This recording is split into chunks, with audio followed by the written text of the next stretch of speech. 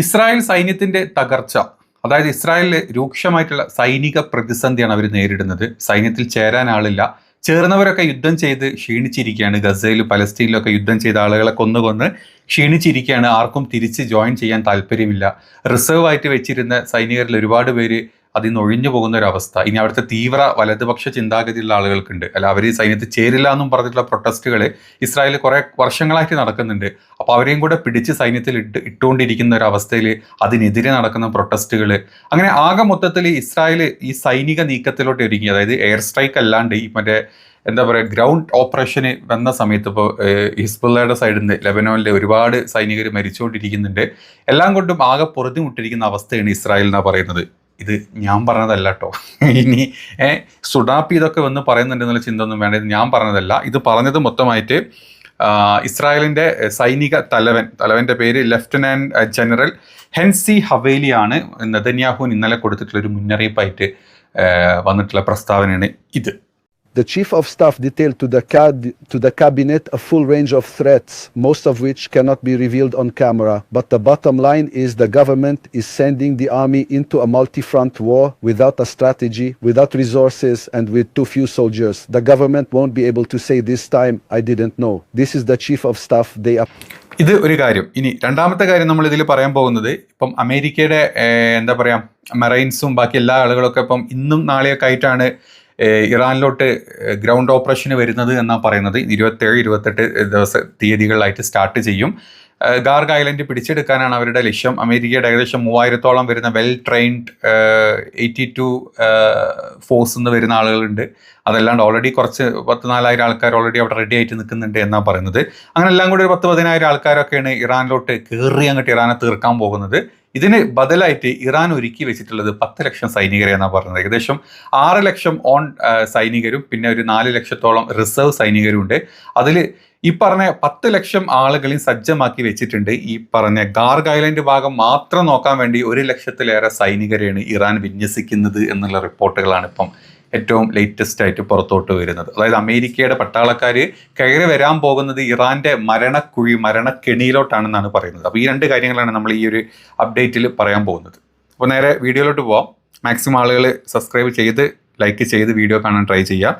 നമുക്ക് ആദ്യം തന്നെ സൈനിക തകർച്ച, ഇസ്രായേലിൻ്റെ സൈനിക തകർച്ചനെ പറ്റി സംസാരിക്കാം. അതായത് ഇസ്രായേലിൻ്റെ സൈനിക തലവൻ ലഫ്റ്റനന്റ് ജനറൽ ഹെൻസി ഹവേലി ഇന്നലെ പ്രധാനമന്ത്രി ബെഞ്ചമിൻ നെതന്യാഹുവിന് കൊടുത്തിട്ടുള്ള കുറച്ച് മുന്നറിയിപ്പുകളാണ് ആ ക്ലിപ്പിൽ നമ്മൾ കണ്ടിട്ടുള്ളത്. ഇതിൽ പറയുന്നത്, ഇസ്രായേൽ പ്രതിരോധ സേന അതായത് IDF ആഭ്യന്തര തകർച്ചയിലേക്കാണ് നീങ്ങിക്കൊണ്ടിരിക്കുന്നത്. ഇവിടെ ഇറാനിലെ ആഭ്യന്തര തകർച്ചയ്ക്ക് പ്ലാൻ ഒരുക്കി യുദ്ധം ചെയ്ത ആളുകളുടെ സൈനികരുടെ ഇടയിൽ ഇപ്പോൾ ഒരു ആഭ്യന്തര തകർച്ചയിലോട്ടാണ് നീങ്ങുന്നത് എന്നാണ് സൈനിക തലവൻ മുന്നറിയിപ്പ് കൊടുത്തിട്ടുള്ളത്. മതിയായ സൈനികരില്ല. ഫസ്റ്റ് ഓഫ് ഓൾ അവിടെ യുദ്ധം ചെയ്യാൻ അവർക്ക് താല്പര്യമില്ല. ഒരുപാട് പേരൊന്നും അവിടെ ഇല്ല. പിന്നെ കൊന്നുതള്ള ഇങ്ങനത്തെ പരിപാടികൾ, ബലാത്സംഗം, കൂട്ടക്കൊല, ഇതൊക്കെയാണ് അവർക്ക് ഇഷ്ടം. നേരിട്ടുള്ള ഒരു യുദ്ധത്തിലോട്ട് ഇവരുമാർ ഇതുവരെ എത്തിയിട്ടില്ല. അപ്പോൾ ഗസയിൽ തന്നെ നമുക്കറിയാം, അവിടുത്തെ ഹമാസിന്റെ കുറച്ച് ആൾക്കാരെ കൊല്ലുക എന്നുള്ള പേരിൽ അവിടുത്തെ കുറേ ആൾക്കാരെ കൊന്ന് അവിടുത്തെ ഞങ്ങൾ ജയിച്ചെന്ന് പറഞ്ഞ് നടക്കുന്നത്. യഥാർത്ഥ സൈന്യത്തിനോട് ഇവന്മാർ പോരാടിയിട്ടില്ല. ഇവന്മാരെ ഇറങ്ങിക്കഴിഞ്ഞാൽ ഇവൻ്റെയൊക്കെ തല പോകും എന്നുള്ളത് ഇന്നലത്തെ പല വീഡിയോകളും നമ്മളിനെ കാണിച്ചു തന്നിട്ടുണ്ട്. അപ്പം മതിയായ സൈനികർ ഇക്കൂട്ടത്തിൽ ഇല്ല. വ്യക്തമായ ഒരു തന്ത്രങ്ങളും ഇല്ല. ഇവിടെ പിടിക്കണം, എന്ത് പിടിക്കണം എന്നുള്ള. ഹിസ്ബുള്ള ആക്രമിച്ചിട്ടുണ്ട്, എന്നാൽ പോട്ടെ ലബനാൻ പിടിക്കാന്ന് പറഞ്ഞാൽ അങ്ങോട്ട് പോയി അവിടെ പോയി പെട്ടിരിക്കുന്ന അവസ്ഥയാണ്. ഏകദേശം 10-20ഓളം ടാങ്കുകൾ ഹിസ്ബുള്ള ബോംബ് വെച്ച് തകർത്തിട്ടുണ്ട്. പിന്നെ പല ബുൾഡോസറുകൾ, ഇവർ കൊണ്ടുപോയ ബുൾഡോസറുകളും അതും ഇതും ഒക്കെ ആയിട്ട് കംപ്ലീറ്റ്ലി തകർന്നിരിക്കുകയാണ്. ഇസ്രായേലി ലോ മന്ത്രിയുടെ തന്നെ മകൻ തന്നെ ഡിഷുമായിട്ടിരിക്കുന്ന ഒരു അവസ്ഥയിൽ. അപ്പോൾ വ്യക്തമായിട്ടുള്ള ഒരു തന്ത്രങ്ങളും ഇല്ലാത്ത സൈന്യത്തെ വിവിധ യുദ്ധമുഖങ്ങളിലേക്ക് അയക്കുന്നത് അപകടമാണെന്നാണ് ഈ അവരുടെ തലവൻ ചൂണ്ടിക്കാണിച്ചിട്ടുള്ളത്. ഇനി അത് മാത്രമല്ല, സൈനിക ക്ഷാമം, നിലവിൽ പുതിയ സൈനികരുടെ കടുത്ത കുറവുണ്ട്. ആരും പുതുതായിട്ട് വരുന്നില്ല, കുറവുണ്ടെന്നുള്ള റിപ്പോർട്ടുകൾ പറയുന്നുണ്ട്. അതുമാത്രമല്ല, ഈ നിലവിലുള്ള റിസർവ് സൈനികർ 6-7 തവണ സേവനത്തിന് ഉപയോഗിക്കപ്പെട്ടിട്ടുണ്ട്. ഗസയിലും പലസ്തീനിലൊക്കെ ഉപയോഗപ്പെടുത്തിയിട്ടുണ്ട്. അതിനാൽ അവർ അതിക്ഷീണിതരാണെന്നും സൈന്യത്തിൽ പുതിയ സൈനികരുടെ കടുത്ത കുറവ്, പുതിയ ആളുകൾ വരുന്നതിൽ കടുത്ത കുറവുണ്ടെന്നാണ് ഈ സൈനിക തലവൻ പറഞ്ഞിട്ടുള്ളത്. ഇനി അത് മാത്രമല്ല, ഹദേരി നിയമനം, അതായത് സൈനിക ക്ഷാമം പരിഹരിക്കുന്നതിനായിട്ട് അൾട്രാ ഓർത്തഡോക്സ് വിഭാഗത്തിലെ സൈനികരെ ചേർക്കാനുള്ള നീക്കം. അതായത് നിങ്ങൾ കണ്ടിട്ടില്ലേ, തലയിൽ തൊപ്പിയൊക്കെ ഇട്ട് മുടിയൊക്കെ ഇങ്ങനെ ചുരുട്ടി കുറെ പ്രാന്തന്മാർ ബോധം വിവരം ഇല്ലാണ്ട് ഭയങ്കര ഈ വിദ്വേഷം പറഞ്ഞ് നടക്കുന്ന കുറെ ചെറ്റകളുണ്ട് അവിടെ. ആ ചെറ്റകളെ കൊടുക്കും, അവന്മാർ ചെറ്റത്തരം പറഞ്ഞ് നടക്കാന്നല്ല മാത്രമേ അവനെ കൊണ്ടൊക്കെ ഉള്ളൂ. അൾട്രാ ഓർത്തഡോക്സ് എന്ന് പറയാന്നല്ലാണ്ട് മനസ്സിൽ മൊത്തം കട്ട അപരാധം കൊണ്ട് നടക്കുന്ന ടീമാണ്. അപ്പോൾ ഇവന്മാരെ പിടിച്ച് സൈന്യത്തിലിടാൻ നോക്കുന്നുണ്ട്. പക്ഷെ അതിന്റെ ഭാഗമായിട്ട് ഈ നീക്കത്തിന്റെ ഭാഗമായിട്ട് ഇസ്രായേൽ വലിയ രാഷ്ട്രീയ വിവാദങ്ങൾക്ക് കാരണമായിട്ടുണ്ട്. പതിറ്റാണ്ടുകളായി ഇവർ സൈനിക സേവനത്തിൽ നിന്നും മാറ്റി നിർത്താനുള്ള ഇളവുണ്ടായിരുന്നു. ഇപ്പം ആരും കിട്ടാത്തതുകൊണ്ട് ഇവന്മാരും കൂടെ പിടിച്ചു തിരിട്ടാനുള്ള പരിപാടിയാണ്. അതിനെതിരെ ഭയങ്കരമായിട്ടുള്ള പ്രൊട്ടസ്റ്റുകൾ ഇസ്രായേലിൽ ഇപ്പം നടക്കുന്നുണ്ട്. ഈ സാമ്പത്തിക ആഘാതം എന്ന് പറഞ്ഞത് അതിനേക്കാൾ വലുതാണ്. യുദ്ധം ഇസ്രായേലിന്റെ സമ്പദ് വ്യവസ്ഥയെ മോശമായിട്ട് ബാധിച്ചിട്ടുണ്ടെന്നും 2 വർഷം സംഘർഷം മൂലം ഏകദേശം $57 ബില്യൺ നഷ്ടം ഉണ്ടായിട്ടിരിക്കുന്നതാണ് ഇവരുടെ കണക്ക്.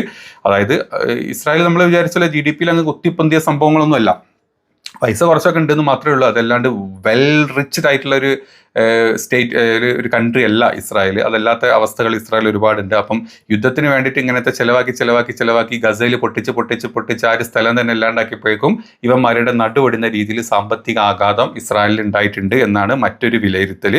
ഇനി ഹിസ്ബുള്ളയുമായിട്ടുള്ള ഏറ്റുമുട്ടലാണ്, തെക്കൻ ലെബനിലെ ഹിസ്ബുള്ളയുമായിട്ടുള്ള ഏറ്റുമുട്ടൽ. ഗോലാനി ബ്രിഗേഡിന്റെ സ്റ്റാഫ് ഉൾപ്പെടെ ഒരുപാട് ആളുകൾ ഇസ്രായേലി സൈനികർ കൊല്ലപ്പെട്ടതായിട്ടും ഉള്ള റിപ്പോർട്ടുകൾ നമ്മൾ ഇന്നലെ തന്നെ 2 വീഡിയോ നമ്മൾ കാണിച്ചിട്ടുണ്ട്. അപ്പോൾ ഇതാണ് ഇസ്രായേൽ സൈന്യത്തിൻ്റെ ഉള്ളിൽ നടക്കുന്നത്. നമ്മുടെ നാട്ടിലെ സംഘികളും നമ്മുടെ നാട്ടിലെ ക്രിസംഗികളും ഇസ്രായേലിൽ കുത്തിരുന്ന് ഛർദ്ദിക്കുന്ന സംഘികളും ക്രിസംഗികളും ഞങ്ങൾക്ക് എല്ലാം സെറ്റപ്പാണ്, ഞങ്ങൾ അതാണ് ഇതാണെന്ന് പറയുമ്പോൾ ഈ പരമവാണങ്ങൾക്ക് അവിടെ ഉള്ളിൽ നടക്കുന്ന കാര്യങ്ങൾ അറിയില്ല. അവന്മാർ ബങ്കറിൽ ഇരുന്നിട്ടും കണ്ടവൻ്റെ ചന്തി കൈകിട്ടും ഒക്കെ സുഖിച്ചിങ്ങനെ നിൽക്കുന്ന സമയത്ത് ഇടയ്ക്കൊരു ബോംബ് ഇവൻ്റെ തല വീണ തീരാവുന്ന പ്രശ്നങ്ങളേ ഉള്ളൂ. രാജ്യത്തിന് സപ്പോർട്ട് ചെയ്തോട്ട് ആയിക്കോട്ടെ, ഒക്കെ കുഴപ്പമില്ല. പക്ഷെ അവർ കൊന്നൊടുക്കുന്നതിനെ സപ്പോർട്ട് ചെയ്താൽ അവന്മാർ കാണിച്ചിരിക്കുന്ന ചെറ്റത്തരത്തിനെ സപ്പോർട്ട് ചെയ്ത് സംഗീസും വിളമ്പിക്കൊണ്ടിരുന്ന് ജനൻ ടിവിയും മലൻ ടിവിയും ക്രിമി ചാനലും കാണുമ്പം ഇവന്മാരുടെ വിചാരം മോദിയാണ് എല്ലാം പറഞ്ഞെടുക്കുക, മോദി സെറ്റ്, മോദി കൂടെ ഉണ്ട്, ഞങ്ങൾ ഇത് അടിച്ച് തകർക്കാൻ പോകണം ഞങ്ങളൊക്കെ പറഞ്ഞു നിൽക്കുന്ന സമയത്ത് യഥാർത്ഥത്തിൽ ഇസ്രായേലിന്റെ മന്ത്രിമാർ വന്നിട്ടാണ് ഞങ്ങളെ കൊണ്ട് പറ്റുന്നില്ല, ഞങ്ങളുടെ അവസ്ഥ വളരെ മോശമെന്ന് പറയുന്നത്. ജസ്റ്റ് ഒന്ന് പറഞ്ഞതേ ഉള്ളൂ. സംഖ്യം കൃസംഖ്യ കേട്ട് നന്ന് പല വിസ കള്ളന്മാർ അവിടെ പോയിട്ട് ഇവിടുത്തെ മലയാളികൾ എപ്പോഴും പറ്റിച്ചുകൊണ്ടിരിക്കുക.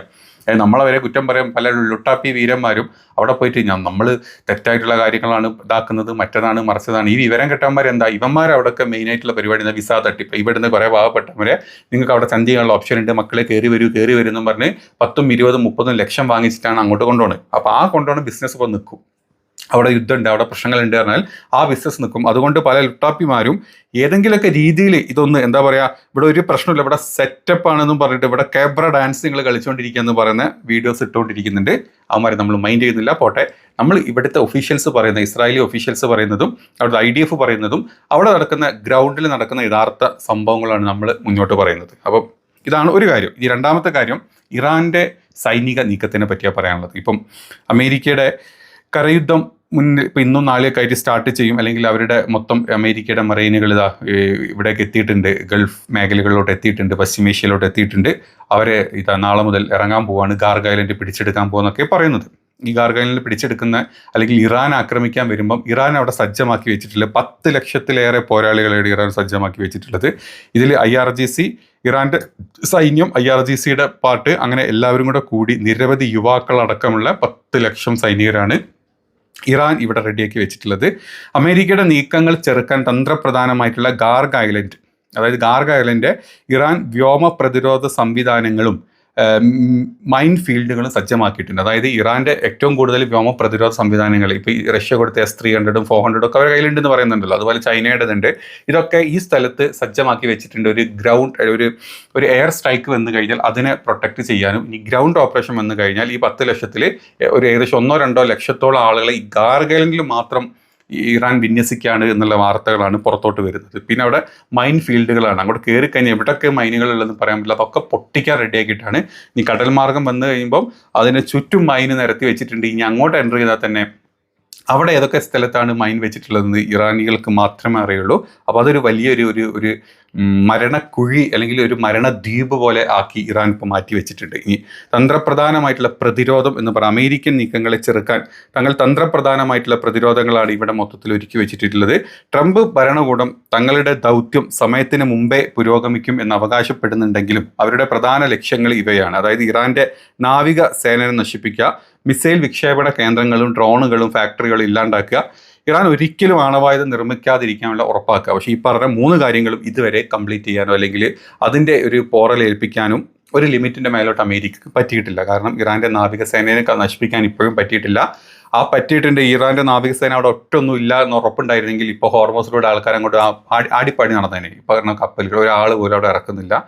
ഈ മറ്റ് രാജ്യങ്ങൾക്കറിയാം ഇറാൻ ഇപ്പോഴും സ്ട്രോങ് ആണ്. ഒരു കപ്പൽ പോയി കഴിഞ്ഞാൽ അവന്മാർ മുട്ട് പൊട്ടിക്കുന്നുള്ളത്, അതുകൊണ്ടത് നടന്നിട്ടില്ല. പിന്നെ മിസൈൽ വിക്ഷേപണ കേന്ദ്രങ്ങളും ഡ്രോൺ ഫാക്ടറികളും തകർത്തു എന്ന് പറയുമ്പോഴും ഓരോ ദിവസവും 100, 200, 300 വെച്ച് ഇങ്ങനെ വിട്ടുകൊണ്ടിരിക്കുക പല പല ഭാഗത്തോട്ടായിട്ട് ഇറാൻ. അപ്പോൾ അതിലും ഒന്നും പ്രശ്നങ്ങൾ ഉണ്ടായിട്ടില്ല.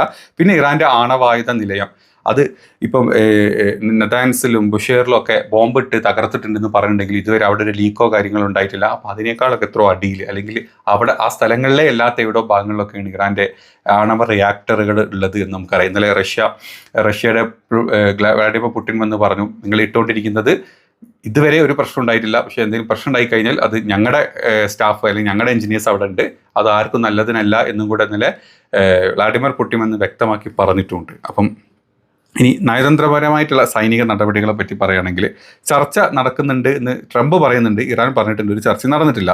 ഇറാൻ ഒരു കരാറിനുമായിട്ട് ഇതുവരെ ആരുടെയും പിന്നാട്ട് പോയിട്ടില്ല. പക്ഷേ ഇറാൻ കരാറിനായിട്ട് യാചിച്ചുകൊണ്ടിരിക്കുന്നതാണ് ട്രംപ് അവകാശപ്പെടുന്നത്.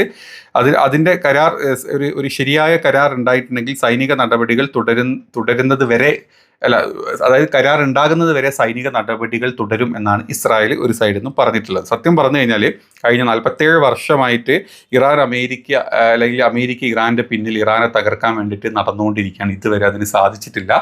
പലവട്ടം അമേരിക്ക ഇറാനിലോട്ട് എൻ്റർ ചെയ്ത് തോറ്റോടിയിട്ടുള്ള ചരിത്രമേ ഉണ്ടായിട്ടുള്ളൂ. ഇപ്പം ഇതും അതുപോലെ തന്നെ. അപ്പം ഇന്ന് ഈ യുദ്ധത്തിൻ്റെ ഇത്രയും ദിവസം കഴിയുമ്പോഴും അത് തന്നെയാണ് നമ്മൾ കണ്ടുകൊണ്ടിരിക്കുന്നത്. അപ്പം ഇതാണ് ഇപ്പോൾ അവിടെ ഒരു ഡിഫറെൻ്റ് ആയിട്ടുള്ള 2 കാര്യങ്ങൾ പറയാനുള്ളത്.